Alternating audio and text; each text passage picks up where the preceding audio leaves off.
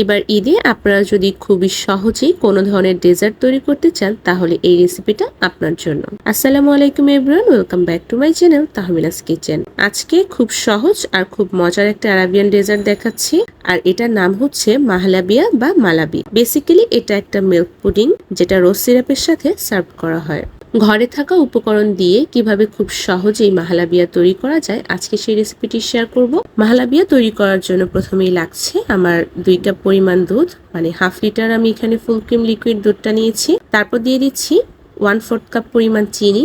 আপনারা যদি বেশি মিষ্টি খেতে পছন্দ করেন সেক্ষেত্রে 2 টেবিল চামচ চিনি আরো বাড়িয়ে দিতে পারেন। তারপর দিয়ে দিচ্ছি 1/4 কাপ পরিমাণ কর্নফ্লাওয়ার, মানে 4 টেবিল চামচ পরিমাণ কর্নফ্লাওয়ার। নর্মালি এই পুডিংটাতে ক্রিম ব্যবহার করা হয়, তবে আমার কাছে যেহেতু ক্রিমটা অ্যাভেলেবেল ছিল না, তো সেজন্য আমি এখানে 1/4 কাপ পরিমাণ কনডেন্স মিল্ক ব্যবহার করেছি। তারপর দিয়ে দিচ্ছি হাফ চা চামচ পরিমাণ গোলাপ জল। হ্যান্ড উইস্কের সাহায্যে সবকিছু একটু নেড়েচেড়ে মিশিয়ে নিচ্ছি। এখন চুলায় একটি প্যান বসিয়ে আগে থেকে যেই দুধের মিশ্রণটা তৈরি করে রেখেছিলাম সেই মিশ্রণটা ঢেলে দিব। অনবরত নেড়ে চেড়ে মিল্ক পুডিংটা ঘন হওয়ার আগ পর্যন্ত রান্না করে নিচ্ছি। প্রায় 7 থেকে 8 মিনিটের মধ্যেই আপনারা দেখতে পাবেন যে মিল্ক পুডিংটা ঘন হয়ে গেছে। তো মিল্ক পুডিংটাকে আমি ঢালার সুবিধার্থে একটা জারের মধ্যে ঢেলে নিয়েছি। এখন যে গ্লাসে কিংবা বাটিতে আপনারা সেট করবেন সে বাটিতে ঢেলে নেবেন। আমি এখানে যতটুকু পরিমাণ মাহলাবিয়া তৈরি করেছি আপনারা ছোট সাইজের 4 গ্লাস কিংবা 4টা বাটি তৈরি করে নিতে পারবেন।